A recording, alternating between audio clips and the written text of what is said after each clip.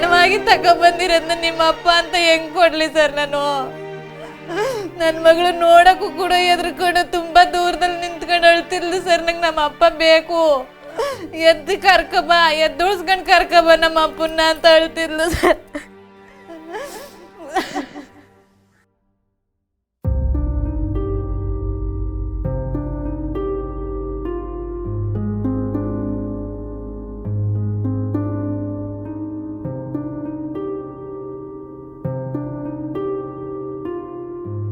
ಚೆನ್ನಾಗೇ ಇದ್ರು ಸರ್. ಆಮೇಲೆ ಬೆಳಗ್ಗೆ ಒಂದು 10:15 ಅಷ್ಟೊತ್ತಲ್ಲಿ ಆಕ್ಸಿಜನ್ ಲೆವೆಲ್ನ ಸ್ವಲ್ಪ ಕಮ್ಮಿ ಆಗಿದೆ ಅಂತ ಅಂದ್ಬಿಟ್ಟು ಕಡಿಮೆ ಮಾಡ್ತಾ ಇದ್ದೀನಿ ಅಂತ ಅಂದರು ಸರ್. ಮೇಡಮ್ ನನಗೆ ಸಾಲ್ತಾ ಇಲ್ಲ, ನೀವು ಫುಲ್ ಕಡಿಮೆ ಮಾಡಿಬಿಟ್ರೆ ನಂಗೆ ಸಾಕಾಯ್ತಾ ಇಲ್ಲ, ನಂಗೆ ಆಕ್ಸಿಜನ್ನೇ ಮೇನು ಸಿಸ್ಟರ್, ನಂಗೆ ಆಕ್ಸಿಜನ್ ಬೇಕು ಅಂತ ನಮ್ಮ ಯಜಮಾನರು ಹೇಳಿದ್ರು ಸರ್. ಫುಲ್ಲು ಬೆವರು ಕಡಿಯೋಕ್ಕೆ ಶುರು ಆಯಿತು ಸರ್ ಮೈಯಲ್ಲಿ. ನನಗೆ ಆಕ್ಸಿಜನ್ ಬರ್ತಾ ಇಲ್ಲ, ನನಗೆ ಉಸಿರಾಡೋಕೆ ಆಗ್ತಾ ಇಲ್ಲ ಅಂತ ಹೇಳಿದ್ರು ಸರ್. ಬರುತ್ತೆ ಇರಿ ಇವಾಗ ಫಿಟ್ ಮಾಡ್ತಾರೆ ಇರೇ, ಖಾಲಿ ಆಗ್ಬಿಟ್ಟಿದೆ ಅಂತ ಅವರೇ ಹೇಳಿದ್ರು ಸರ್. ಹಂಗಾದ್ಮೇಲೆ ನಾವು ಪೇಪರು ಬೀಸಣ್ಗೆ ಎಲ್ಲನೂ ತಕೊಂಡು ಬೀಸಿ ನಮ್ಮ ಯಜಮಾನ್ರಿಗೆ ಬೆನ್ನೆಲ್ಲ ಚೆನ್ನಾಗಿ ಕುಟ್ಟಿ ಎದೆ ಎಲ್ಲ ತೀಡ್ದು ಸರ್. ನಾನು ನಮ್ಮ ಅಣ್ಣ ಇಬ್ರು ಎಷ್ಟು ಪ್ರಯತ್ನ ಪಟ್ಟುವ ಸರ್ ಉಳಿಸ್ಕೋಬೇಕು ನಮ್ಮ ಯಜಮಾನ್ರನ್ನ ಅಂತ.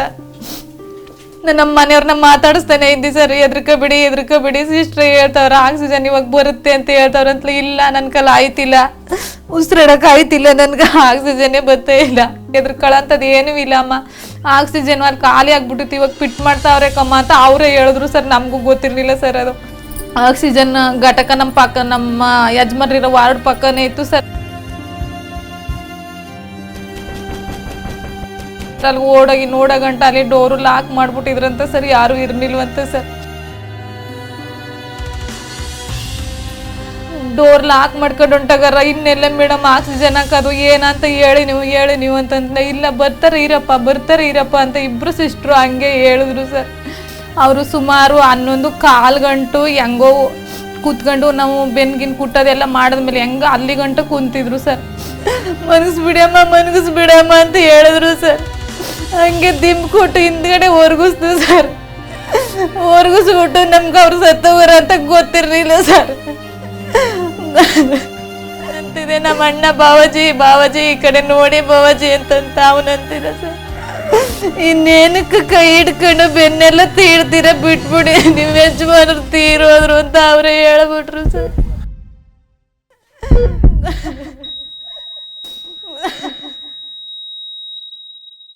ನಾನು ಪ್ರಜ್ಞೆ ತಪ್ಪಿ ಬಿದ್ದೋಗ್ಬಿಟ್ಟೆ ಸರ್. ನಾನು ಅಲ್ಲೇ ಅವತ್ತಿನ ಪರಿಸ್ಥಿತಿಲಿ ನನ್ನ ಮಕ್ಕಳನ್ನು ಕೂಡ ನಾನು ತಪ್ಕೊಳಕ್ಕಾಗಲಿಲ್ಲ, ನನ್ನ ಮಕ್ಳಿಗೊಂದು ಸಮಾಧಾನ ಹೇಳಕ್ಕಾಗಲಿಲ್ಲ ಸರ್. ನಮ್ಮ ಅಪ್ಪನ್ನ ಕೊಡು ಅಂದ್ರೆ ನಾನು ಎಲ್ಲಿಂದ ಕೊಡ್ಲಿ ಸರ್ ಅವ್ರಿಗ?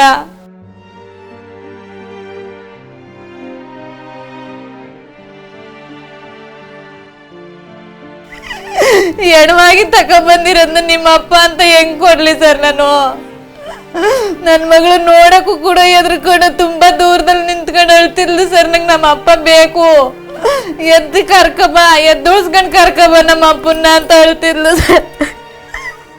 ನನ್ನ ಮಗಳಿಗೆ ಏನು ಅಂತ ಉತ್ತರ ಕೊಡ್ಲಿ ನಾನು?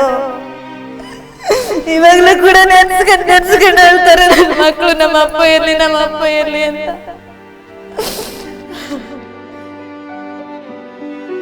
ನಮ್ಮ ಗಂಡರ್ನು ಅವ್ರ ಕೈಯಾರನೇ ಕೊಂದ್ರು. ಇವಾಗ ಸರ್ಕಾರದಿಂದ 24 ಸೀಟ್ಗೆ ಏನು ಪರಿಹಾರ ಅಂತ ಘೋಷಣೆ ಮಾಡಿದ್ರು, ಅದರಲ್ಲಿ ನಮ್ಮ ಹೆಸರು ಕೈ ಬಿಟ್ಟೋಗಿದೆ. ನನ್ನ ಮಕ್ಕಳನ್ನ ನಾನು ಹೆಂಗ್ ಸಾಕ್ಲಿ, ಹೆಂಗ್ ಓದಿಸ್ಲಿ? ಈಗ ನನ್ನ ಗಂಡನ್ನು ಕಿತ್ಕೊಳ್ಳೋದಲ್ದೆ ಅವ್ರ ಸಾವಿಗೆ ನ್ಯಾಯನೂ ಕೊಡ್ತಿಲ್ಲ ಸರ್ಕಾರ. ನನ್ನ ಮಕ್ಳಿಗೊಂದು ಪರಿಹಾರ ಅಂತನೂ ಕೊಡ್ತಿಲ್ಲ. ಅವ್ರ ವಿದ್ಯಾಭ್ಯಾಸಕ್ಕೋಸ್ಕರನಾದ್ರು ಅವ್ರು ಓದಿಸ್ತೀವಿ ಅಂತ ಒಂದು ಮಾತಿಲ್ಲ, ಒಂದು ಪರಿಹಾರ ಇಲ್ಲ, ಏನಿಲ್ಲ. ಇಷ್ಟು ಅನ್ಯಾಯ ಮಾಡ್ತಿದೆ. ಬರೀ 24 ಸೀಟ್ಗ ಅಂತ ಕೊಡ್ತಿದ್ದಾರೆ, ನಮ್ಮ ಹೆಸರು ಯಾಕೆ ಕೈ ಬಿಟ್ಟಿದರು? ಅದಕ್ಕೆ ಇವಾಗ ಶಿವಕುಮಾರ್ ಅವರು ಏನು ಬಂದು ಇವತ್ತು ಸ್ವಲ್ಪ ಕಷ್ಟಕ್ಕೆ ಸ್ವಲ್ಪ ಆಗಲಿ ಅಂತ ಅಂದ್ಬಿಟ್ಟು ಏನು ಚೆಕ್ ಕೊಟ್ಬಿಟ್ಟು ಹೋದ್ರು. ಈ ನಮ್ಮ ಯಜಮಾನ್ರ ಸಾವ್ಗ ಒಂದು ನ್ಯಾಯ ಕೊಡಿಸ್ಕೊಡ್ಬೇಕು ಅಂತ ಕೇಳ್ಕೊತೀನಿ ಸರ್, ಶಿವಕುಮಾರ್ ಸರ್ ಅವ್ರನ್ನ.